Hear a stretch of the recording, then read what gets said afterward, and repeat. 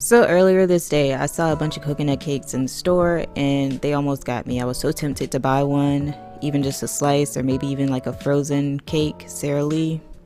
I haven't had one in so long. But I decided, no, I can make one even better and at a fraction of the price. So to start out, I whipped my egg whites and my sugar together. It's not a necessary step, but whenever I see egg whites and sugar in a recipe, my first instinct is to whip them together. It creates for a nice lighter cake. So I did that and I set that bowl aside, and then I went ahead and measured out my dry ingredients. And then I added my dry ingredients to my whipped egg whites and mixed that together until combined. And just mixed thoroughly. I then went ahead and measured out my coconut milk and my vanilla extract.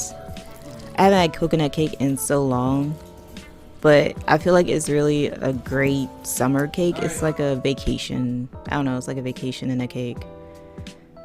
Coconut cake, pina colada, island, Hawaii, you know, I don't know. So then I went ahead and added my sour cream and mixed everything until combined. And lastly, I added my softened butter. I added this last mostly because I forgot about it, to be honest, but it mixed in well either way. It was very, very soft.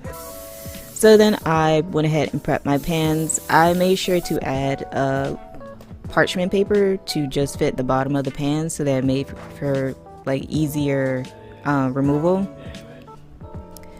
I really don't care for these pans, these aluminum pans. I'm really trying to move towards more cast iron, but they are a lot to clean.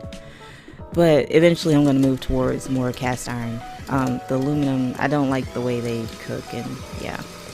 Anyway, while that was baking, I went ahead and made my icing, and this is a coconut cream cheese icing with butter, powdered sugar, cream cheese, coconut milk, and a little vanilla extract.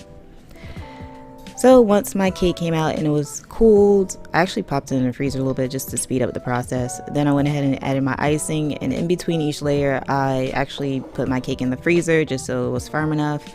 But on the last layer I left it out because I didn't want it to be too firm. I needed the coconut to stick.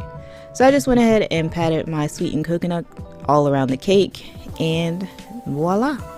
I love cakes like this because it's very like rustic and just, you know, like very homemade, you know, not super structured. I didn't have to cut the cakes to level the layers or anything. It's just, you know, I made this cake.